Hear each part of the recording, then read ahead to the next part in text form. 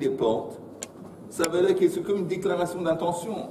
Ça veut dire qu'il a l'intention de faire sortir le mort par cette porte qu'il a ouverte. Automatiquement, ça veut dire qu'il n'y a plus de potentiel de faire sortir le mort par les autres portes, parce que le fait qu'il a ouvert, ça veut dire qu'il a déclaré qu'il veut sortir de cette porte. Alors, c'est uniquement cette porte, sous cette porte, que les objets vont devenir tamés. Et les autres, non. Mais à partir du moment où il ouvre la porte, pas d'être...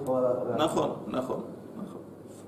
Chachav, maintenant, même sans ouvrir, la pensée, il y a eu la pensée de faire sortir un mort par une porte. Il n'a même pas fait l'acte d'ouvrir. Chachav lehotzio be'echad mehen, או בחלון שיש בו 4 על 4, matzelet על הפתחים כולן. Là, on voit que la pensée, en fin de compte, elle a le même effet que l'acte d'ouvrir. Beit Shammai omrim, on va voir, en fin de compte, il y a une différence. Non, on va voir. On ne va pas rentrer dans ça. Beit Shammai omrim, pardon, la tzil, c'est sauver. Encore une fois, la pensée de... ils vont faire sortir le mort par la porte à droite. Alors, cette pensée fait en sorte que toutes les autres portes, et ce qui se trouve sous les autres portes, ont été sauvées de la Touma. Beit Shammai, maintenant, vis-à-vis de cette pensée, Beit Shammai omrim behu shechashav alav ad shelo yamut hamet, à condition que cette pensée a eu lieu dans la tête de la personne avant que le mort est décédé.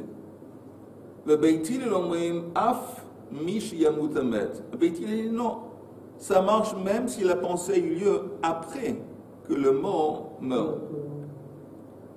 Ve'itmar Allah, et ça a été enseigné sur cette Mishnah, sur cette Mishnah. Amar Rabbi Oshaya. Vous vous rappelez, Rabbi Oshaya, c'est celui qui a dit avant qu'il y a Brera. Il a dit qu'il y a Brera. Maintenant, ici, on parle sur cette Mishnah. Amar Rabbi Oshaya, l'etaher et aptachim mikanu lehaba. Il dit que la pensée qu'il a eue, ce type, son Beit Hillel, même après le décès du mort, ça aide seulement à purifier ce qui se trouve sous les autres portes à partir du moment qu'il a eu la pensée. Mikanu lehaba in, les mafrea lo. Mais pas, ça ne va pas rétroactivement impacter sur les objets qui ont été placés sous les portes auparavant. Vous entendez? Quelque chose qui n'est pas logique. Attends. Juste explique et je retourne à ta question. Le mort, il est mort à 11h de la journée. Et le type, à 11h30, il décide, bon, il va faire sortir le mort par la porte à droite. Alors, son beitil, ça marche. Mais Rabbi Oshaya, il explique, vous savez quoi ça marche? Ça marche seulement à partir du moment qu'il a eu la pensée, à partir de 11h30. Mais s'il y avait des objets, par exemple, qui étaient placés sous les ouvertures avant 11h30, avant le moment qu'il a eu la pensée, ça ne marche pas. Ça veut dire que Rabbi Oshaya n'utilise pas le principe de Brera. S'il avait utilisé le principe de Brera, il dit qu'à 11h30, il a pensé de le faire sortir par la porte droite. Il s'avère que ça, c'était ce qu'il avait en tête, même avant 11h30. Ça, c'est en utilisant le concept de Brera. Avant qu'il soit mort? Hein? Avant qu'il soit mort? Non, c'est après qu'il est mort. Même après qu'il est mort. La plus forte raison avant. Mais même après. Mais Rabbi Oshaya dit, ok, il dit ça marche. Mais il dit que tu saches que ça marche seulement à partir du moment qu'il a eu la pensée. Si Rabbi Oshaya tenait par le principe de Brera, il dirait non. Il dirait même avant la pensée, parce qu'en utilisant le principe de Brera, on dit il savait qu'en fin de compte, ça ce qu'il avait en tête, même avant qu'il ait eu la pensée. Ça c'est l'idée de Brera. C'est intéressant, c'est beaucoup de concepts, on dirait une souplesse d'esprit, mais c'est pas ça. On sait que dans le monde à venir, dans Olam Haemet, il n'y a pas de temps. Il n'y a pas de temps, il n'y a pas d'espace. Une des raisons pour laquelle, dans la Torah, il y a tellement d'importance sur les fêtes, le Shabbat, les jours de fête, Yom Tov, la Torah consacre le temps parce que c'est un élément unique au monde dans lequel on vit. La même chose avec l'espace. Il n'y a pas un concept d'espace au Olam Haemet. C'est pour ça qu'ici, il y a un espace. Il y a un concept d'espace. C'est pour ça que la Torah consacre. Il y a Eretz HaKodesh, la terre qui est Kadosh. Il y a Yerushalayim, il y a Kodesh Kodashim. il y a toute cette histoire Mais de toute façon, on voit ici qu'on lui dit, c'est quoi que tu as eu... Il savait quand même avant, c'est comme si le temps n'existait pas. C'est comme si j'ai eu cette pensée plus tard, ça veut dire que la pensée, elle était operational. La pensée, elle s'est opérationnelle même auparavant. Comme Rabbi Hoshan, il dit, en parlant de Beit Hillel, que tu saches que quand Beit Hillel dit, même après la mort, il a eu la pensée, mais ça marche seulement à partir du moment qu'il a eu la pensée, ça veut dire que Rabbi Hoshan ne compte pas, ne tient pas par le concept de Brera. Et ça contredit ce qu'on a dit avant. Avant, on a dit que Rabbi Hoshan compte, il tient par le concept de Brera. Maintenant, la question indiscrète que j'ai à vous demander, c'est, est-ce que vous comprenez? Est-ce que vous comprenez ou est-ce que c'est pas clair? Veut contredire l'avis de la Gemara qui dit que c'est l'avis de Rabbi Hoshaï. Qui dit qu'il y a Brera. Qu'il y a la notion de Brera et donc la possibilité de... Et donc, normalement... C'est-à-dire que le principe de Brera, c'est quelque chose qu'on a pensé avant et qu'on réalise maintenant. Non, disons encore une fois, il a eu la pensée à 11h30. Et Rabbi Hoshaï dit que tu saches, cette pensée qu'il a eue, ça va aider à sauver les objets sous les ouvertures à partir de 11h30, à partir du moment qu'il a eu la pensée, mais pas auparavant. Les objets qui ont été placés dans d'autres ouvertures avant qu'il a eu la pensée, c'est foutu. Ils sont tamés. Mais s'il tenait par le principe de Brera, il aurait dit que non. Lui, c'est pas avant. Quand il a cette pensée, il ne sait pas à quel moment il va mourir. Non, c'est après la mort. Il a eu cette pensée après le décès du mort. Après. Ah, tout ça, c'est la discussion. Tout ça, ça vient du baril. Du quoi? Du baril, la discussion du baril. Oui, mais maintenant, on ne parle pas du baril. On parle de Brera. On parle de Brera. Yoel, t'as compris ou pas? La première fois qu'on a parlé de Brera, c'était à propos du baril. Oui, on a parlé du baril. On a parlé aussi d'un animal. Découper un animal entre deux partenaires. Mais le concept, le principe sur lequel on parle, c'est Brera. Shlomo, tu as compris plus ou moins? Pas vraiment. Non, je n'étais pas là. Pour revenir à la question, à partir du moment où il apprend que la personne est décédée, lui, il met déjà les jalons, il met déjà par où il va sortir, et il a déjà la pensée de voir sortir déjà le mort avant que quoi? Avant que le mort sorte de la maison, il a déjà la pensée de savoir par où il va le faire sortir. Mais après qu'il est mort? Après qu'il est mort, oui. Et donc là, ça protège tous les ustensiles qui sont sur le passage. Ah, justement, ça c'est ce que Beit Hillel dit. Ça protège tous les ustensiles qui sont sous les autres ouvertures. Parce que les autres ouvertures, évidemment, une fois qu'il a eu la pensée, je vais le faire sortir de par cette ouverture, les autres ouvertures, ils ne sont pas impliqués. Mais il a la précision de Rabbi Hoshaï qui dit que tu saches que ça marche seulement, que ça va sauver les objets sous les autres ouvertures à partir du moment qu'il a eu la pensée, mais pas auparavant. Les objets qui étaient là 11 heures, qui étaient là, je ne sais pas, avant, ça ne marche pas, ils sont impliqués, ils sont tamés. Ça veut dire donc qu'il ne tient pas par le concept de Brera. Et ça, c'est la couchia. On continue. Et alors la grande dit, tu sais quoi, change, inverse. On avait dit avant que Rabbi Hoshaï, lui, il tient par Brera, Rabbi Yochanan ne tient pas par Brera, inverse. Apparemment, c'est une erreur. Et pour Rabbi Hoshaï, Amar ein Brera, Rabbi Yochanan Amar yesh Brera. C'est lui qui est Rabbi Yochanan qui tient par le principe de Brera. Et maintenant, la grande demande.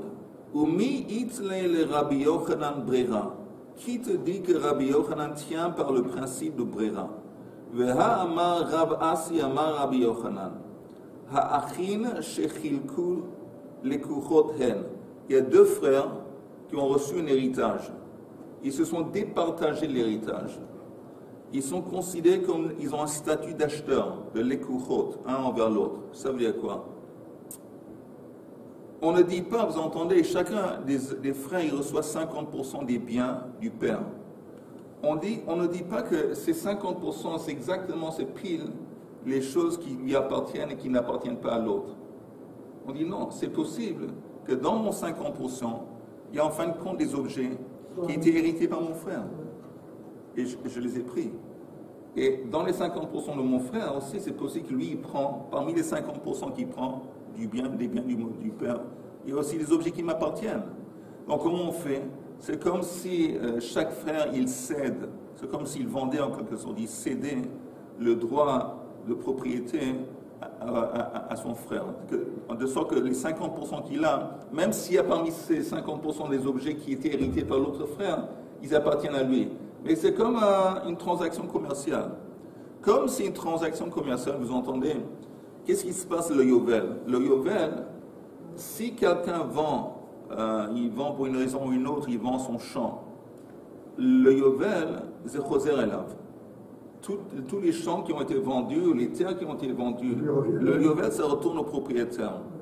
Mais ça...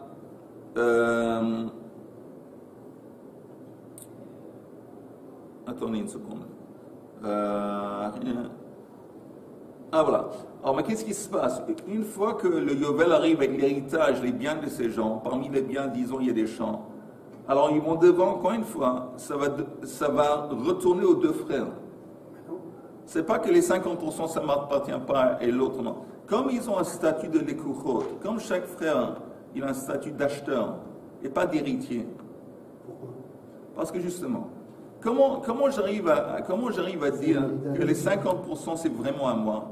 Seulement si j'utilisais le principe de Brera. Ça veut dire quoi? J'utilise le principe de Brera. Je dis que tous les 50%, tous les biens que j'ai reçus, ils savaient que ça c'était exactement les objets que j'hérite. Dès le début, au moment que le père est décédé, ça j'ai pris possession des choses, en fin de compte, ils savaient que c'est mamache les choses qui sont dues, qui me reviennent. Il avait pensé prendre d'abord. Mais oui, les choses que j'ai prises, c'est les choses qu'en fin de compte j'ai héritées. Alors ça, c'est en utilisant le principe de Brera.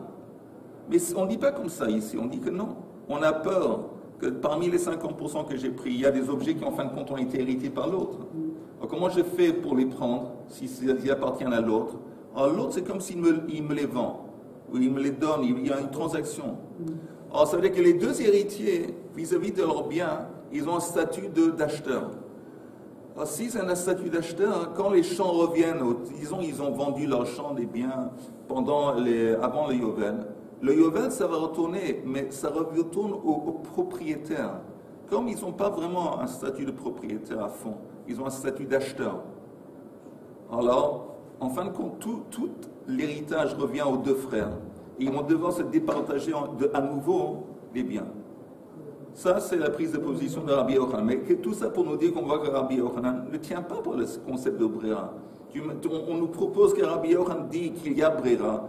On va dans le contexte de cette Mishnah ou de cette Braïta qui ne tient pas par Brera. Ils ont un statut d'acheteur entre eux. Entre eux. Mais ils ont un statut propriétaire en tant que personne de leur père.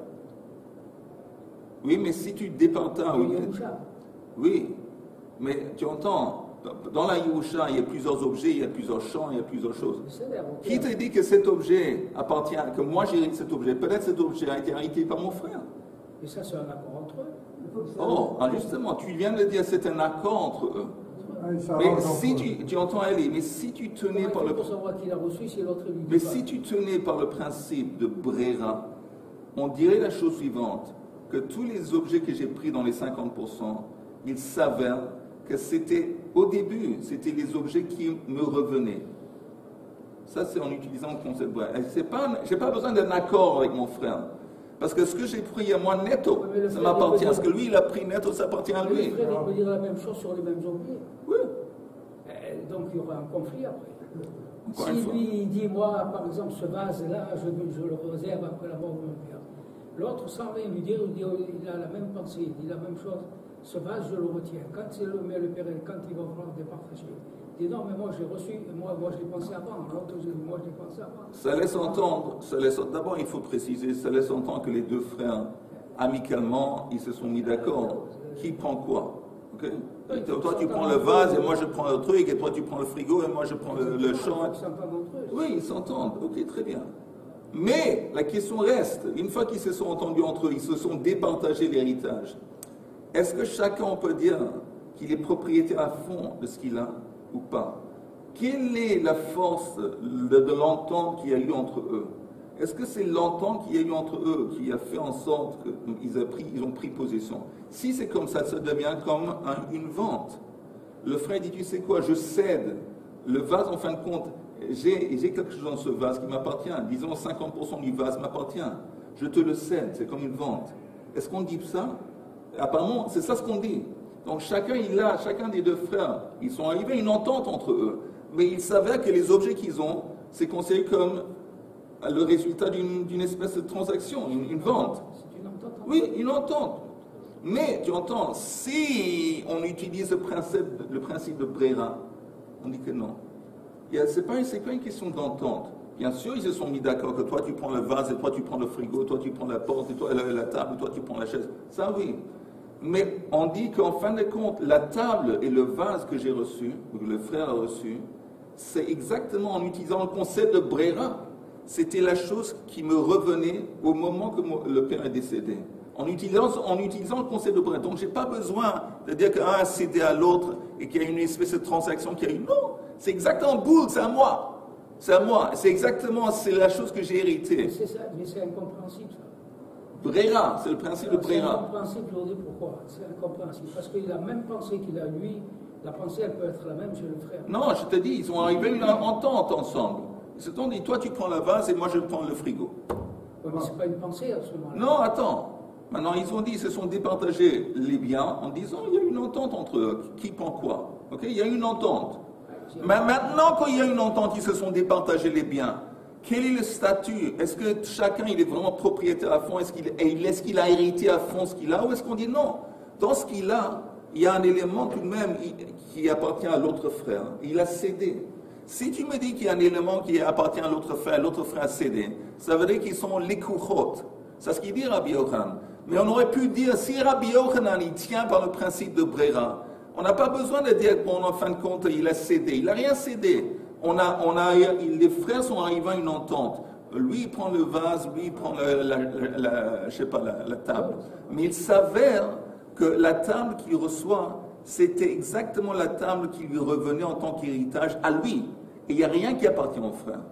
Et ça, c'est ce qu'on utilise le principe de Brera. Qu'est-ce qui détermine ça? Qui dit que la table, elle était destinée au... Alors ça, tu sais qui détermine ça? C'est Brera. Si tu utilises le concept de Brera, c'est comme ça qu'on va regarder le départage de l'héritage. Mais le conseil de Brera, il peut être des deux côtés. Oui, oui, chacun des deux frères, après qu'ils se sont amicalement mis ensemble. Mais à ce moment-là, ils ont besoin d'une entente aussi. Non, c'est sûr qu'une entente, il y a eu une entente entre eux, c'est sûr. Sinon, c'est la bagaille. Ils ont chacun dit, bon, on se départage. Ils ont arrivé à une décision de départager. Mais maintenant, c'est quoi au niveau légal, au niveau de la halakha, c'est quoi le statut des objets que chacun a? Si tu dis que les objets que j'ai, après l'entente avec mon frère, en fin de compte, il savait en utilisant le concept de Brera que c'était ces objets, c'était les objets que j'ai hérités moi-même, et ça appartient uniquement à moi, pas à mon frère. Alors ça, tu peux arriver à ces conclusions en utilisant le principe de Brera. Mais si tu n'utilises pas le concept de Brera, tu dis bon, et il m'appartient parce que mon frère a cédé de sa part. Parce que dans le vase, il y a 50% qui appartenait à mon frère. Lui, il a cédé, c'est sympa, il a cédé. Moi, j'ai cédé 50% dans la table. Si c'est comme ça, ça veut dire il y a un élément d'achat, il y a un élément d'une transaction qui a eu lieu entre les deux frères. Et c'est comme ça qu'Arabia conçoit ce départage. Et la preuve que le Yovel, quand on dit que les biens, les champs, ils retournent aux propriétaires, on ne dit pas que bon, le frère, chacun, il reçoit. Non, on dit que les champs, ils reviennent aux deux frères ensemble. Ça revient encore une fois, un mélange, tout est remélangé ensemble. Ils vont devoir se départager à nouveau. Quand tout ça, on voit que Rabbi Yochanan ne tient pas par le concept de Brera. Disons, les deux frères, il y en a un qui a par exemple le champ Aleph Bet et l'autre Gimel Dalet. Oui. Arrive le Yovel, chacun récupère ses champs et puis c'est plus facile. Non. Justement non. Parce que non, c'est pas comme ça. Mais chacun lui appartient ces deux. Pourquoi pas alors? Je t'explique. La dernière fois, puis on continue. Que comme tu dis, un frère il a reçu Aleph Bet, deux champs, Aleph Bet, et l'autre Gimel Dalet. D'accord. La question est, quel est le rapport entre le frère et le champ? Est-ce que c'est à lui à fond? Est-ce qu'on dit que maintenant, le Aleph Bet que j'ai reçu, c'est exactement ce que j'ai hérité, moi, hérité directement de mon père, Oui. alors on peut seulement dire oui en utilisant le concept de Brera. En disant que c'est vrai qu'on s'est mis ensemble, les deux frères, que moi je reçois Aleph Bet et puis il reçoit Gimel Dalet, on s'est mis ensemble. Mais maintenant je conçois que ce Aleph Bet, c'était Mina Shamaim, c'est exactement ce qui me revient à partir de l'héritage. Tu peux seulement dire ça en utilisant le concept de Brera. Sinon, qu'est-ce que tu dis? Tu dis, bon, lui, il a cédé Aleph Bet, enfin, qui m'appartient. Au début, il y a 50% qui lui appartient. C'est pas que j'ai reçu Aleph Bet. C'est pas que, non. Moi, chaque morceau de l'héritage a été hérité par les deux ensemble. Donc, Aleph Bet, ça appartient à moi, ça appartient à l'autre. Donc, comment ça se fait que Aleph Bet, en fin de compte, est rentré dans ma possession? Parce qu'il m'a cédé sa part. Il a en quelque sorte, il m'a vendu sa part. Il y a une transaction. Alors, il n'y a pas de Brera ici, alors. Si c'est comme ça, il n'y a pas de Brera. Ils sont considérés comme des Lekuchot. Alors, si c'est Lekuchot, quand le champ revient, il ne revient pas au Lekuchot, il revient au propriétaire. Alors, ça dit quoi, les propriétaires? L'héritage, il revient, on repart à zéro. Ça revient aux deux frères. Les deux frères, à nouveau, ils vont devoir se départager à nouveau les biens. Donc, on voit dans ce contexte que Rabbi Yochanan ne tient pas par le concept de Brera. On continue. Alors, la Gemara dit... Personne, pour l'instant, il n'y a personne qui tient. On a un problème. On a un problème. On a un problème, mais néanmoins, on est content d'être vivant.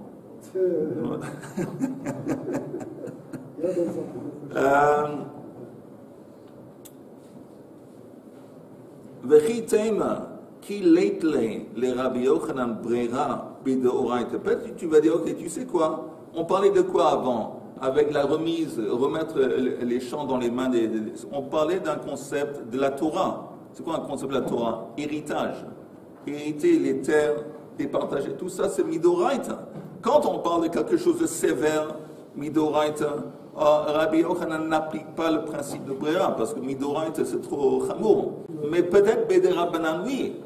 Et quand on parle de Troumin, on avait dit avant, la capacité de déplacer un objet, ça va selon la capacité du propriétaire. Toute cette histoire de Troumin, c'est des Rabbanan. Peut-être dans Rabbanan, dans le contexte de Rabbanan, Rabbi Yochanan, il est plus cool. Il permet, il accepte le concept de Brera. C'est ce que la Gemara dit.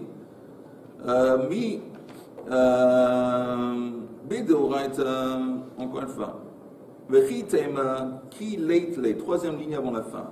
Qui le Rabbi Yochanan Brera? Quand Rabbi Yochanan ne tient pas par Brera, c'est seulement quand on parle d'un sujet qui est Bideoraita. Alors Biderabanan, itle.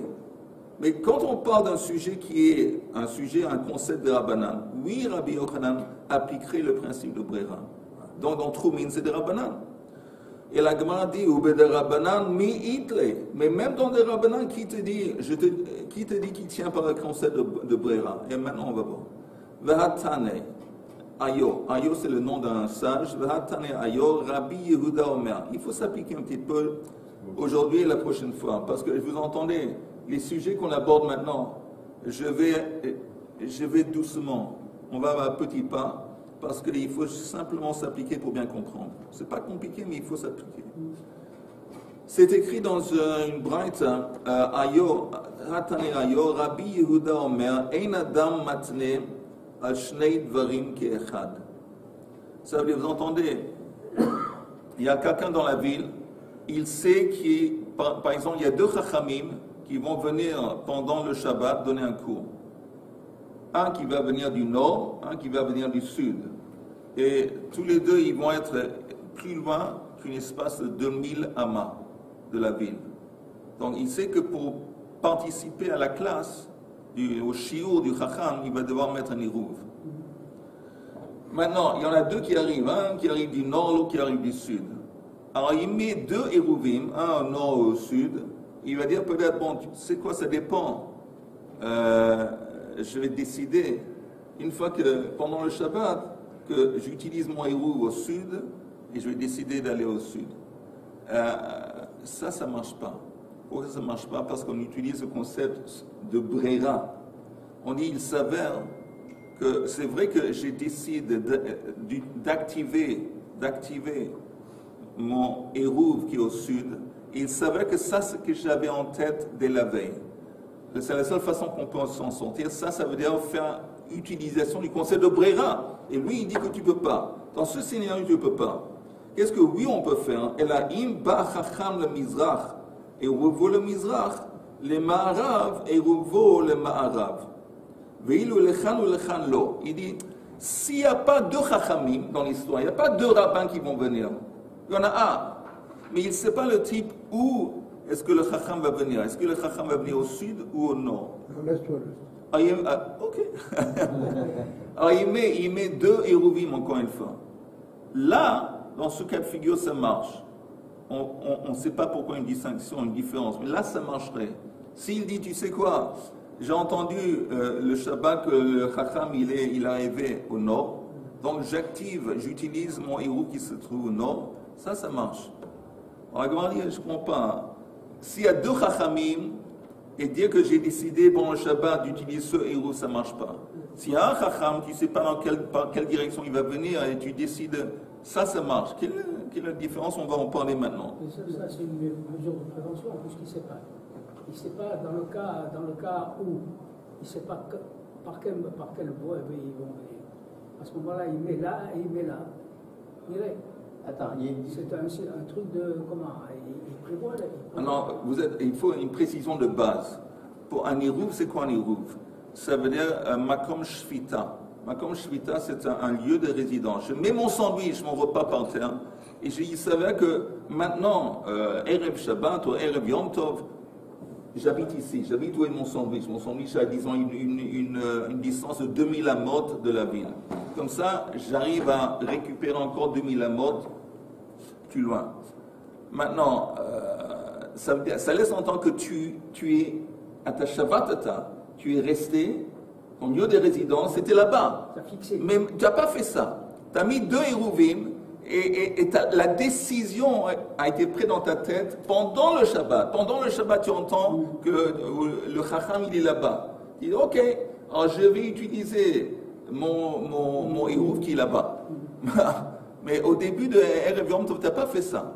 Ça veut dire qu'on utilise Brera. On dit, il s'avère que même la décision que tu as prise pendant Yom Tov, c'était ce que tu avais en tête la veille de Yom Tov. Comment on fait ça? Comment on fait ce jeu en disant rétroactivement, il savait que ça, c'est ce que tu as eu en tête la veille de Yom Tov, en utilisant encore une fois le concept de Brera. Mais on dit que s'il y a deux chachamim qui arrivent, ça ne marche pas. S'il y a un chacham qui arrive, on ne sait pas dans quelle direction ça marche, je ne comprends pas la distinction. D'abord, regardons les rachis ensemble. Regardons les rachis.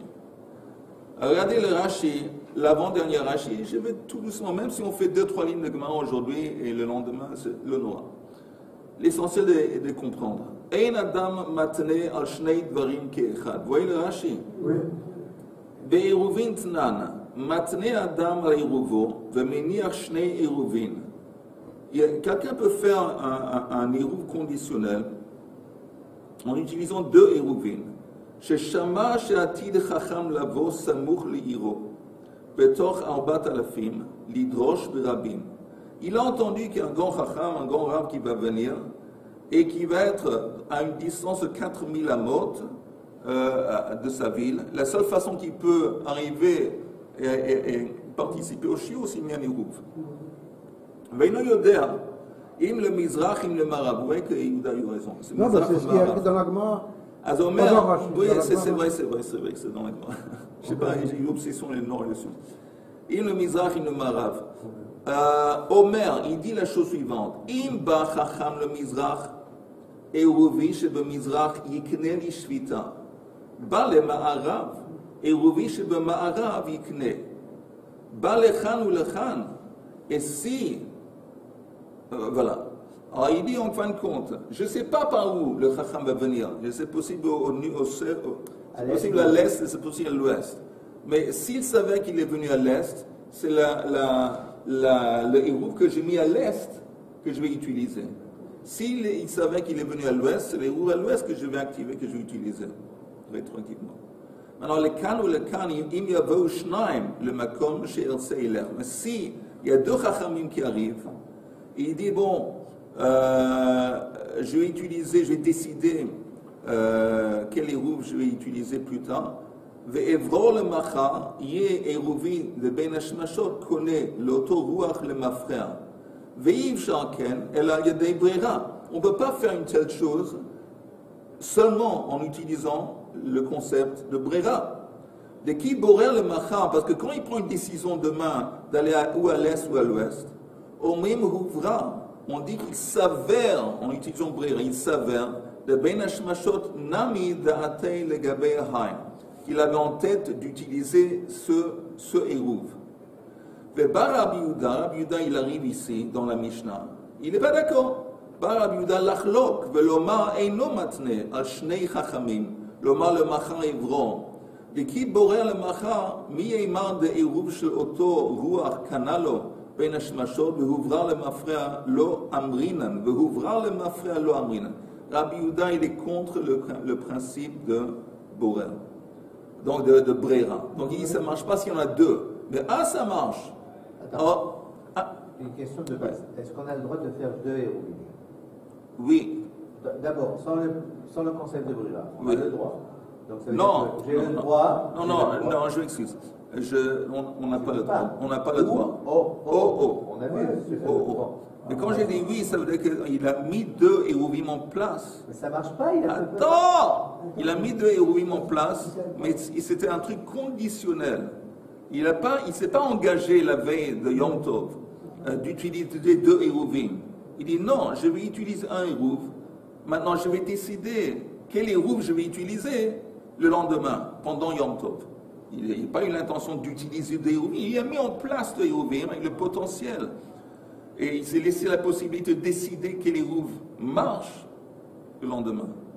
Alors on te dit ici, si le scénario, c'est deux chachamim qui arrivent, et tu décides, tu prends la décision pendant la journée, et tu dis, ça va, je vais aller au sud, je vais aller à l'est, et donc il s'avère que c'est les hérouv à l'est que ça ne marche pas. Parce que la seule raison que ça peut marcher, c'est que tu utilises le concept de brera. Et Rabbi Yehuda dit non, brera, ça ne marche pas.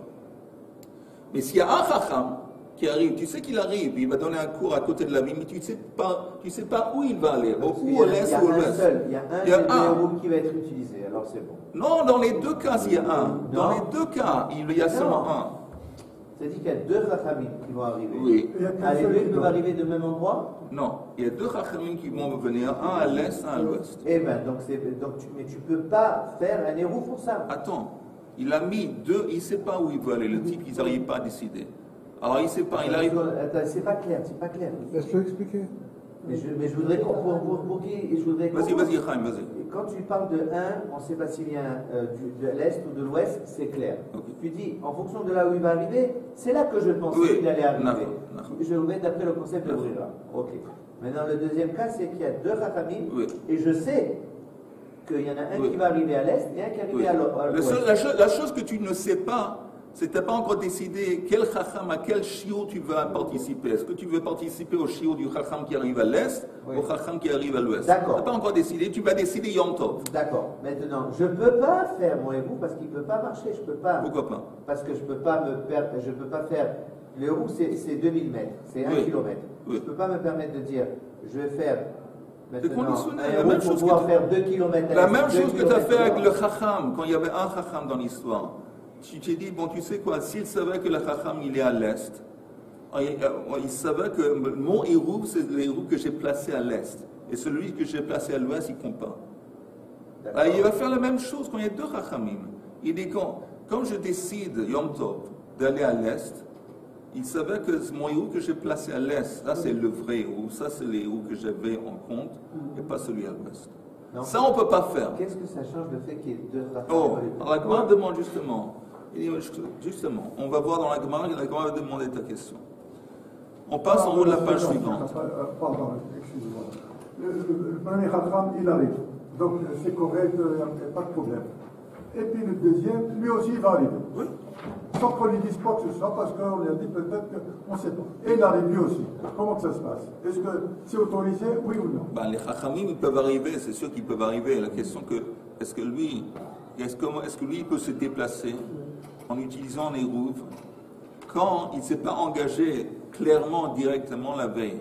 C'était flou, il a mis deux hérouvim par terre, il a mis deux en place, il a pris la décision de l'engagement plus tard. Oui. Ça, c'est un problème. Bon, il y en a un qui est allé. On va en parler. Mais le deuxième, il a dit, c'est rien du tout, il a répondu aussi. René, on va en parler. Si après, c'est pas clair, tu demandes encore une fois. Maintenant, regardez en haut de la page suivante. On a demandé la question suivante. Maïshna, quelle est la différence, le Khan ou le Khan de l'eau? D'un brera. S'il y a deux Chachamim, un qui arrive à l'est et l'autre qui arrive à l'ouest, ça dit que ça ne marche pas parce qu'il n'y a pas brera. Mizrach ou Marav, Nami, un brera. Mais dans le cas où il n'y a pas de Chacham, il y a un Chacham. On ne sait pas s'il va aller à l'est ou à l'ouest. Là aussi, on retourne à brera. Si tu me dis, j'ai entendu que le Chacham, il va venir à l'est, donc je vais utiliser mon héros à l'est. Aussi, tu vas utiliser le concept de brera. Alors, quelle est la différence entre les deux scénarios? On demande la question. Maïshna, quelle est la différence entre les deux scénarios? Maïshna, le Khan ou le Khan, il y a deux Chachamim, un qui arrive par ici, un par l'autre. De l'eau, que ça ne marche pas. De un brera, tu me dis que ça ne marche pas, c'est parce qu'il n'y a pas de brera. Quand il y a un Chacham, on ne sait pas s'il arrive à l'est ou à l'ouest. Mizrach ve Marav, Nami ein brera. Aussi, là-bas, il n'y a pas de brera. Alors, pourquoi tu me dis qu'ici, ça marche? Maintenant, on va voir le Rashi la prochaine fois qu'on se voit. Mais en attendant, la Gemara dit V'amar Rabbi Yochanan vekfar ba Chacham. Rabbi Yochanan dit quand on parle d'un Chacham, c'est pas qu'on ne savait pas où il allait arriver. Il est arrivé. C'est quoi? Il est arrivé déjà Ben Hashmashot, déjà à l'entrée de Yom Tov ou au Shabbat, il est déjà en place. S'il est déjà en place, c'est simplement que le propriétaire n'était pas au courant. C'est pas qu'il y a eu. Vous entendez, quand on utilise brera, c'est qu'il y a un acte qui se déroule pendant Yom Tov. On dit que cet acte, en fin de compte, c'est comme si cet acte a été ciblé ou pris en compte la veille. Mais si tu me dis que le Chacham est déjà arrivé, il est arrivé à la place, que ce soit à l'est ou à l'ouest, avant le début de Yom Tov, donc le type c'est fait, l'acte a été fait, c'est simplement le propriétaire n'était pas courant. Alors ça, c'est pas un problème de brera. Là, on n'a pas besoin d'utiliser brera. Ça, c'est l'explication de Rabbi Yochanan. Pour mieux comprendre ça, on va devoir voir le Rashi. Si vous avez encore 5-10 minutes, on peut voir le Rashi maintenant, ça dépend de vous. Ça suffit. Ok, ça suffit. Non, c'est vrai que ça mais Blined, la prochaine fois qu'on se voit, qui est mercredi, on va revoir le Rashi.